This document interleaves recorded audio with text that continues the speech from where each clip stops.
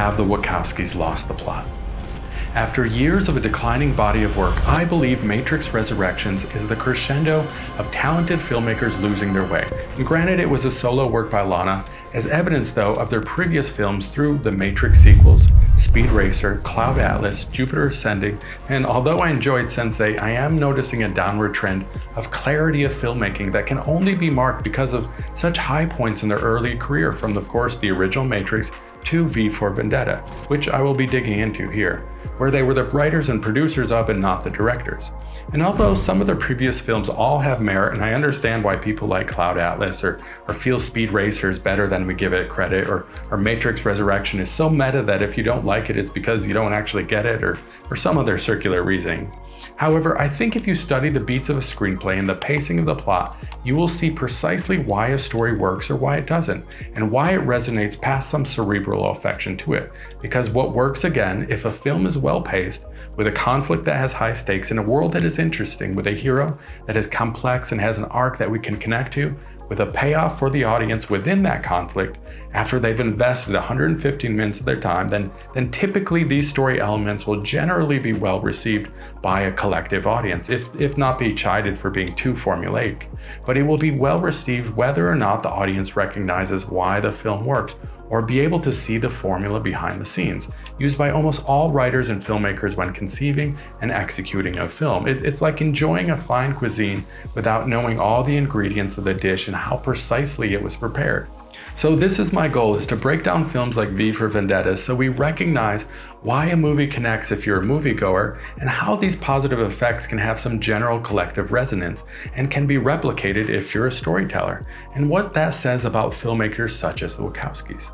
Now, obviously not all movies that don't find success in the box office or in the zeitgeist are bad films. Some movies come out and build an audience over time, like Willy Wonka. Watch my breakdown afterwards, link below, because it's possible that the movie was released at a time where the context weighed it down, or it wasn't marketed properly, also see my Lightyear review, or it just needed to build momentum over time by word of mouth for the film to be seen and digested by a wide enough audience.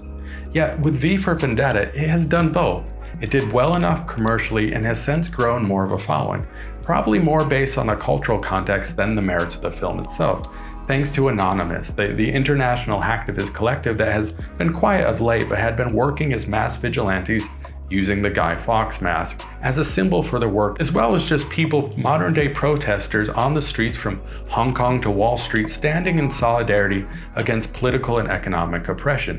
This film really launched a movement that existed in some semblance prior, but the mask was made most famous internationally due to the movie, more so than the graphic novel that it was adapted from in the 1980s, and even more than the historical figure Guy Fawkes himself, the Catholic freedom fighter / terrorist caught plotting and attempting to blow up the Houses of Parliament in 1605, a literal plot loss. Now, it's worth briefly describing the historical hero of this fictional work, as it's debatable if he was more of a Batman or a Joker, or as he's seen by the British people today, he's more of a Robin, or this one, or Robin Hood, right?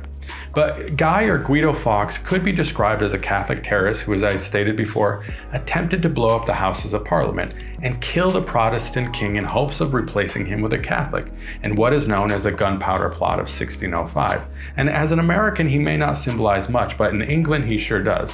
So on the 5th of November each year, known as Bonfire Night or Fireworks Night, his effigy of Guy, or it used to be the Pope, which luckily they don't do anymore, is burned and fireworks lit in celebration of the king escaping assassination. Well, that was the original intent, as it was an attempted act of regicide, the killing and usurpation of the monarchy. But now it's actually evolved into the opposite meaning, a celebration of a freedom fighter, as England at the time was oppressing Catholics, and there is at the heart of most Brits an inherent distrust of authority. And as James Sharp, professor of history at the University of York, has described how Guy Fawkes has now come to be respected, quote, "He's the last man to enter Parliament with honest intentions." So what's that quote from Batman? You either die a hero or you live long enough to see yourself become the villain. Yes, but the opposite. You die a villain and wait a few hundred years and you become a hero. Now, the last thing I want to note is that Guy and his gang were interrupted prior to committing the act, losing of their plot. And after Guy was captured beneath a parliament with gunpowder ready to be lit, he was tortured at the Tower of London, and he squealed, ratting out all of his co-conspirators. This beat is reflected in the movie, but again with the reverse effect, so I'll get to that.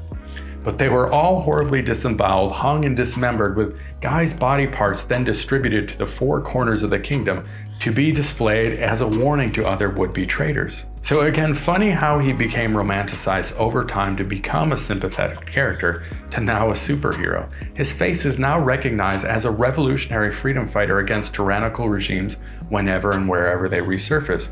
Not probably as the Church of England hoped, but it would almost be like Americans celebrating Osama bin Laden on 9/11 in the year like 2372, but I guess who knows. So clearly the cultural context is and has been ripe for this story to take footing, so you could attribute some success to that. But Neo in Matrix is a very similar character in a way, but in a very dissimilar setting. In fact, its newness is what gave it gravitas.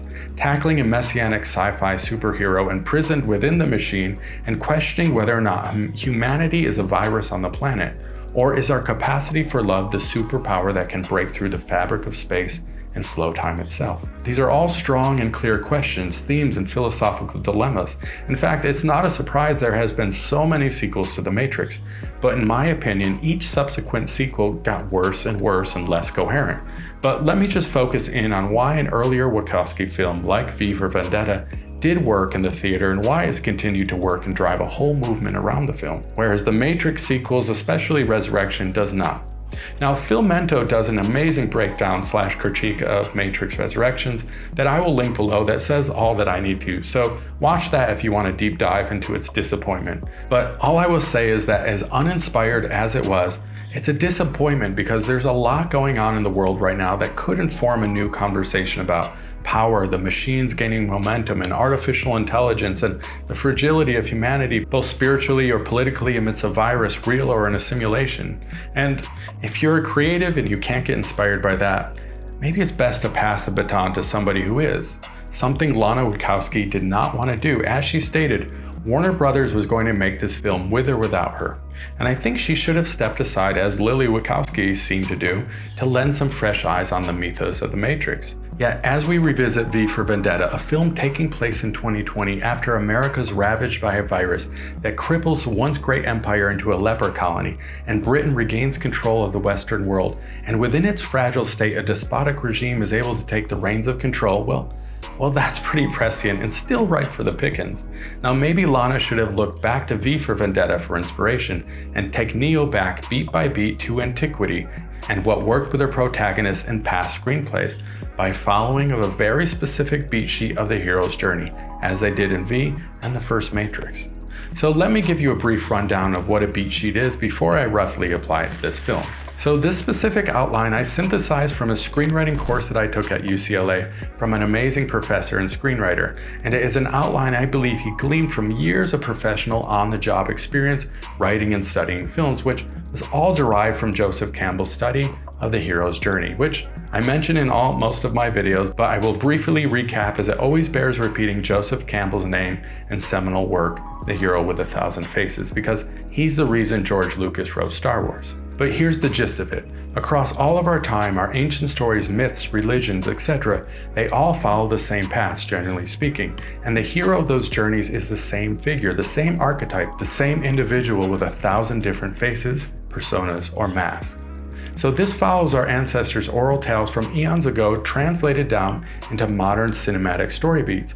And because most moving pictures are about, or should be about, 115 minutes long, looking at you, Cloud Atlas, at 172 minutes, we can track when each of the three acts, the beginning, the middle, and the end, need to take place, and what conflict or resolution needs to take place within them. And you'll see how they applied this format of the 3-act structure in V.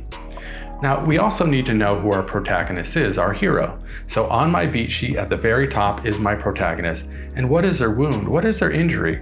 And I will have the link to this PDF below so you can print it out and follow along. But Batman, his wound, saw billionaire parents getting mugged and murdered in a dark alley in Gotham.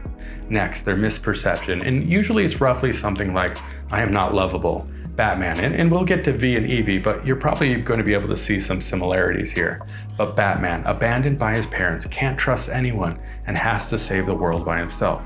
Then our hero needs a goal, and this is where our story begins. This is our flashpoint, plot point number 1, our inciting incident, our page 10 moment.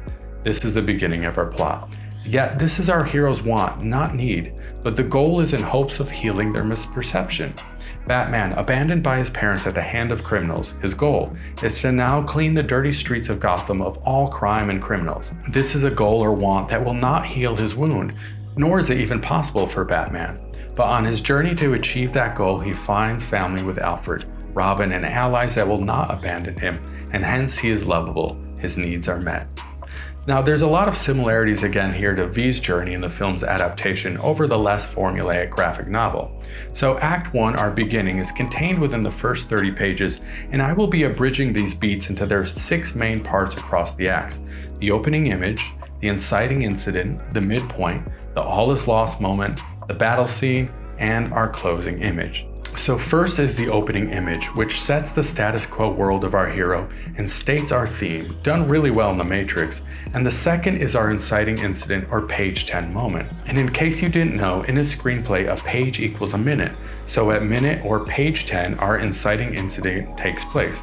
When our hero is presented with a false solution, a knock at the door in other words, his goal is presented and it is a false solution, but it is the moment that propels our character from status quo into the new world. Every film needs an inciting incident or you have no plot, and hence no film, and it has to be within the first 12-ish minutes usually, which leads us into Act 2, the middle, starting at minute 25 to 30 where our hero, after weighing the pros and cons, decides to pursue their goal. Now, Act 2 is a tricky one because there's a lot of moving parts, 2 to be precise. We have our love interest rising, and then we have our antagonist gaining momentum, which is preceded by our midpoint at roughly minute 55 to 60, literally half the runtime. So this is our first moment of awareness of negative consequences, or of a false victory on a hero's path to obtain their goal. So maybe this goal that we're headed towards may not deliver us from our misperceptions. Maybe finding the money, getting the girl, winning the race won't make us feel loved. And this brings us to our part 2 of Act 2, where our obstacles and our villain emerges in this part over our love interest. And then our all is lost moment. This happens at page 90, and this is the lowest point in the film for our hero, and they need to course correct or else. And this brings us to Act 3, where we have a shift in consciousness and a decision to make things right, which, as you would expect, precedes our battle scene. Now, this can be a massive CGI superhero brawl as cities crumble, or a dogfight in the sky, or it can be a simple inner turmoil where our hero is fighting their inner demons. A good story is hopefully doing a bit of both, exterior and interior battle, with villain and the self. And this happens at page 105 to 110. And finally, after the battle, we see life in balance, our resolution. Our hero's wants were not met, whether or not they actually acquired the goal or not, but their need was met. They found the treasure, but it didn't matter because they found love. And we end on our closing image, usually a mirror of our opening image. They've returned to their ordinary world, but they have changed. Now that I've explained this, I think you'll see how easy it is to plug in these 6 main abridged beats into V's, or Evie's heroic journey here. So let's break this down quickly. Again, as I will only be discussing the opening image, inciting incident, midpoint, all is lost, battle scene, and closing image to show you how the Wachowskis adhere to the classic plot structure in V for Vendetta. So first, who is our hero? And now this is a fair question, and maybe there's no wrong answer. Is it V or Evie? As there's a case to be made that both follow the hero's journey on this beat sheet as dual protagonists or deuterogonists, making the story that much more compelling. But I'm going to explore the plot through the eyes of Evie, so let's start with our opening image. So it begins with a prologue narrated by, appropriately so, Evie, giving us both a historical vantage point on Guy Fawkes, but also our theme, explicitly stating seconds into the film that you may be able to kill a person, a man, but you cannot kill an idea. And furthermore, ideas cannot feel pain, but they too cannot love either. Now, this is a massive creative liberty taken by the Wachowskis in the screenplay over the source material of the comic. In fact, it is one of the many that upset Alan Moore, the author of the graphic novel, so much so that he asked that his name be taken off the film. In many ways, Alan Moore did not want such a formulaic good versus evil, fascism versus anarchy love story that the film became. In fact, in the novel, it was implied that V was homosexual. Yeah, these tropes possibly helped the story reach such a wide audience, but thematically maybe the weakest parts of the plot. the lack of nuance, especially compared to Moore's explicit desire to explore the gray areas within fascism. These tropes, though, seemingly serve the Wachowskis well in their early career by giving their plots focus, but ironically it is something that has hurt their stories of late, due to their lack of clarity within the theme, along with pacing obviously, where they seem to almost get lost in nuance, where you may have more leeway in a comic series, a book, or television series to explore and meander around an idea, but in a film that's not an art house pick, you need to firm up the motifs and simplify the beats. But again, I'll table that specific critique for now. But let's get back to our opening image, as right after our prologue we are shown our two heroes putting on their personas. For V, he is putting on his literal mask in the mirror, while Evie is putting on her face full of makeup, a mirror of each other as they both listen to propaganda spewing from their respective TVs. They both don their costumes to head out into the ordinary and broken status quo world. And then we skip to after V and Evie meet. As V saves her from the fingerman, he takes her to view London from the rooftops. At almost exactly 10 minutes in is our inciting incident. As the clock strikes midnight on November 5th, he sets off the first series of bombs. However, for Evie, her real inciting incident may come at minute 12, which is precisely when those who prescribe to Blake Snyder's Save the Cat piece sheet believe the inciting incident should occur. So at roughly minute 12, the police identify Evie as a witness, propelling her out of her status quo. She can no longer hide from her fate, and at minute 25, she chooses to side with V and help him escape.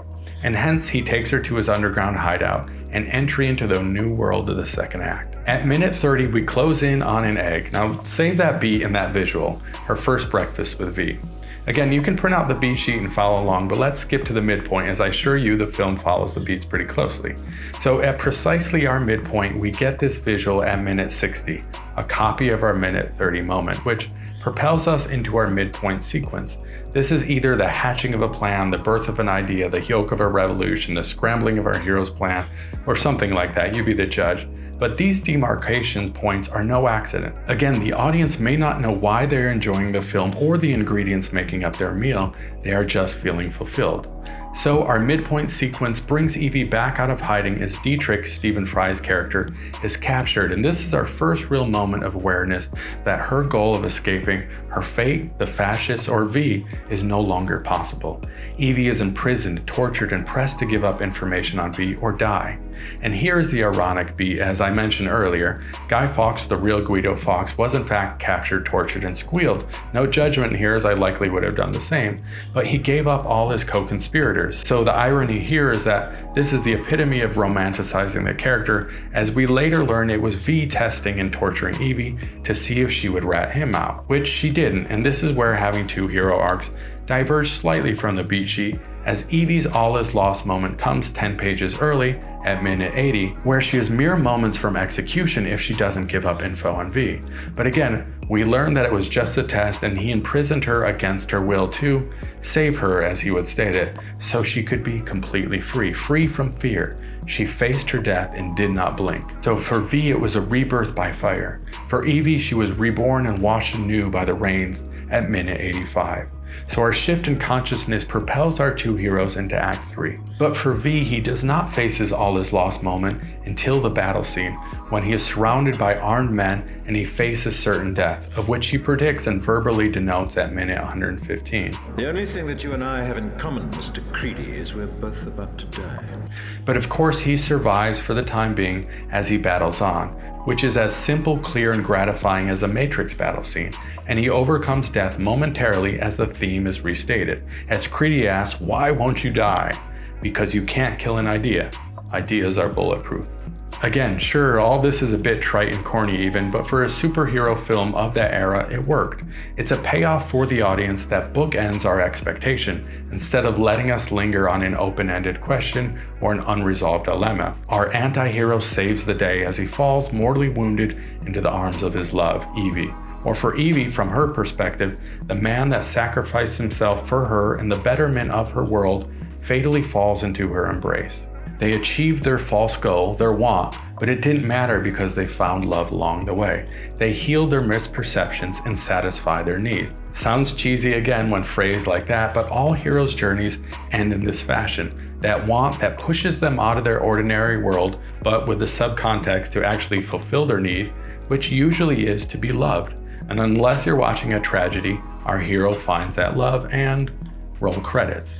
But the last beat that I will note, because it's an important one, is our closing image, which in some ways should mirror our opening image.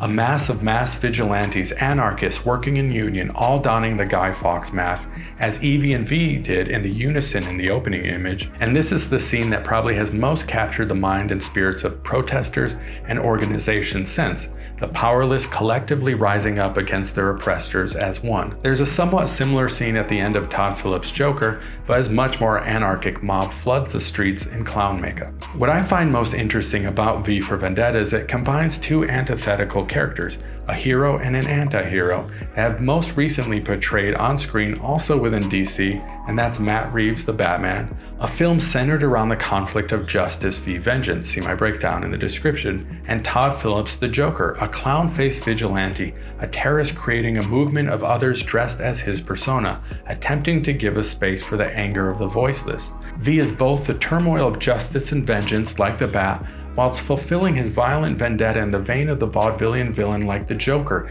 and hence creating a vast and anarchic movement of other veiled vigilantes seeking to vanquish the vice grip of an oppressive regime.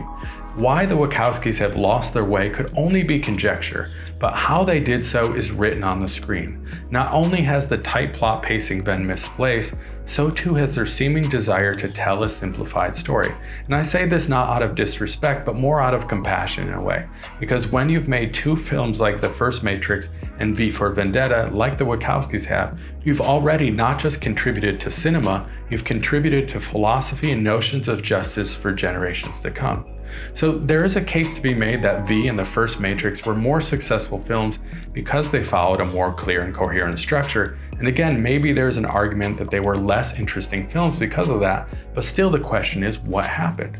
Well, they wrote V as well as they wrote and directed the first Matrix, yet this was very early in their career before they probably were able to ask for more creative freedom from the studio. And it would not be a far-fetched idea to think Joel Silver, the producer of most Wachowski films, a producer known in the industry for having strong opinions and being able to pull his weight within Warner Brothers, so it may not be a stretch to say Joel Silver had a lot more input within the execution of these two early films. And as being as Hollywood insider as they get, he very well probably prescribed such formulas as Save the Cat, or something very similar to my beat sheet, as they all pretty much follow the same beats, just described slightly differently.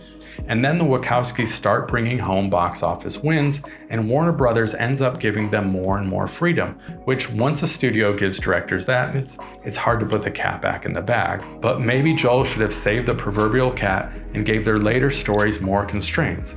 But now, after Matrix Resurrection's lack of critical and commercial success, have the Wachowskis lost their spot in Hollywood? Have they lost the plot for good? Or can their career and sense of story structure be put back in the bag? As I hope it can, as I long for a better Matrix film to end the franchise on, and another hero's journey like V or Evie's to grace the screen once again, because I think the Wachowskis' voice has changed cinema forever, and I'm hoping it can again soon.